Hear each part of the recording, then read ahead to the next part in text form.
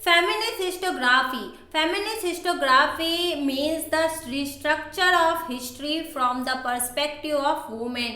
यहाँ पे ह्यूमन से रिलेटेड हिस्ट्री की बात की जा रही है, जहाँ पे कुछ वुमेन्स भी थे जो रिस्ट्रक्चर किया गया और जिसे हम फेमिनिस्ट हिस्टोग्राफी बोलते हैं, क्योंकि यहाँ पे history from perspective of human, एक ह्यूमंस की हिस्ट्री बोली जा रही है, औरतों की, स्त्रियों की हिस्ट्री के बारे में बात की जा रही है. The writing of someone the behaviour, इनके द्वारा राइटिंग किया गया.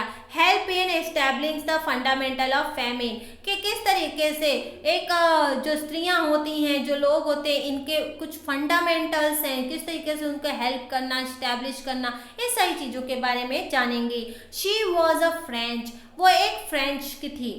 एंड द फेमिनिस्ट हिस्टोग्राफी, जो कुछ औरतें भी होती हैं historiographer, emphasis not only the inclusion of women in history but also a rethinking, वापस से रीथिंक करना, दैट इज द थिंक यहाँ पे, of the male dominating perspective of history. यहाँ पे मेल बस को डोमिनेट करना, हिस्ट्री में सिर्फ आदमी दिखाना, ऐसा नहीं है. It draw historical research to focus in depth of various aspects of women life such as their employment, their role in trade union institutions, working for their cause, their family life etc. यहाँ पे बात की जा रही है औरतों की research के, कि औरतों के लाइफ से रिलेटेड, कि वो उनके लाइफ से रिलेटेड बहुत सारे वेरियस एस्पेक्ट की बात की जा रही है इस हिस्टोरियोग्राफी में, जहाँ पे उनके रोजगार से रिलेटेड कि वो एम्प्लॉयमेंट थी कि नहीं थी, उनके रोल क्या थे ट्रेड यूनियन में, क्योंकि ट्रेड यूनियन जब होता था तो उनका भी रोल था. इंस्टीट्यूशंस वर्किंग देयर कॉज, किस तरीके से इंस्टीट्यूशन होते थे, क्या कारण थे. एंड देयर फैमिली लाइफ, उनके फैमिली लाइफ कैसी जा रही थी, जो औरतें थी उनका. In the historical writing after 1990, 1990 के बाद we women were portrayed in the independent social classes, किस तरीके से वो एक इंडिपेंडेंट सोशल क्लासेस में आती हैं, ये सारी चीज़ें यहाँ पे देखी हम लोगों ने, कि वो उनका रोल क्या है, कैसे वो कर रहे थे. अब भाई साहब इनके बारे में बात कर लेते हैं. ये कौन है, ये कौन है, तो भाई इनका नाम है माइकल फौकॉल्ट. गजब के नाम होते हैं. माइकल फौकॉल्ट 1926 से लेकर 1984 इनका लाइफ टाइम चला. The French historian of 20th century, 20 century के ये एक फ्रेंच हिस्टोरिकल हैं. Michael Foucault brought forth a new concept of historiography, historiography में इन्होंने एक नया ही कंसेप्ट लेकर आ गए. इन हिज बुक, उन्होंने अपनी किताब में archaeology of knowledge argued that the prevailing practice arranging a historical novels in a historical event in a chronological order is not a right. इन्होंने कह दिया कि जो हिस्टोरिकल इवेंट होते हैं क्रोनोलॉजिकल ऑर्डर में जो दिखाया जाता है, वो अरेंज करके जो भी बताया जाता है वो राइट नहीं है. इन्होंने आर्ग्यूमेंट किया, जो कि आर्कियोलॉजी ऑफ नॉलेज है इस किताब से.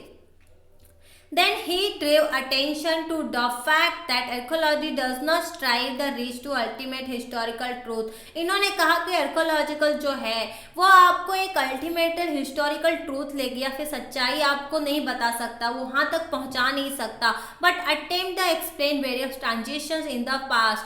पास्ट में क्या हुआ है बस उसको वो एक्सप्लेन कर सकता है, जो चीज़ें घटी हैं बता सकता है.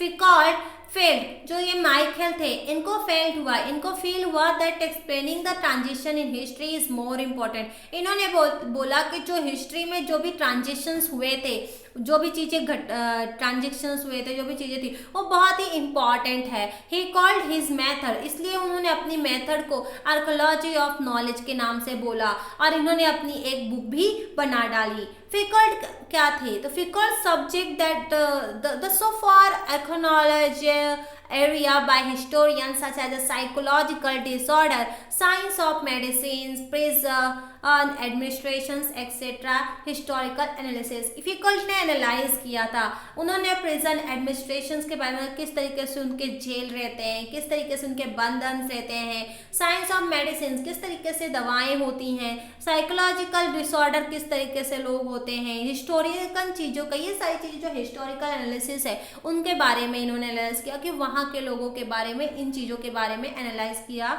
देन नेक्स्ट है दस the scope of historiography kept continuously expanding, और इसलिए आज भी हिस्टोग्राफी का जो स्कोप है कंटिन्यूसली बढ़ रहा है। Writing of histories of various subject, बहुत सारे लिखने राइटिंग लिखना, जैसे कि लिखना हिस्टोरिकल चीज़ों से रिलेटेड, जैसे कि लिटरेचर हो गया, आर्किटेक्चर हो गए, स्कल्पचर हो गए, ड्राइंग एंड पेंटिंग हो गई, music, dance, drama, film and television etcetera come into practice. इन सारी चीज़ों को अब लिया जा रहा है, प्रैक्टिस में लिया जा रहा है, इनको इम्प्लीमेंट किया जा रहा है। तो ये थी कुछ क्वेश्चन, ये जो लेसन हमने डिस्कस किया, ये हमारा आखिर में हमारा पार्ट पूरा फिनिश हुआ। अब बात करते हैं क्वेश्चन आंसर की। यहाँ पे क्वेश्चन आंसर लिखा है। अब क्वेश्चन आंसर में जो चीज़ें हैं वो ये है, पहला है it may be said that dash was the founder of modern historiography. कौन है फाउंडर ऑफ हिस्टोग्राफी का? मॉडर्न हिस्टोग्राफी का फाउंडर कौन है? अभी हमने बात की थी। क्या आप मुझे बता सकते हैं कि कौन है मॉडर्न फाउंडर ऑफ हिस्टोग्राफी?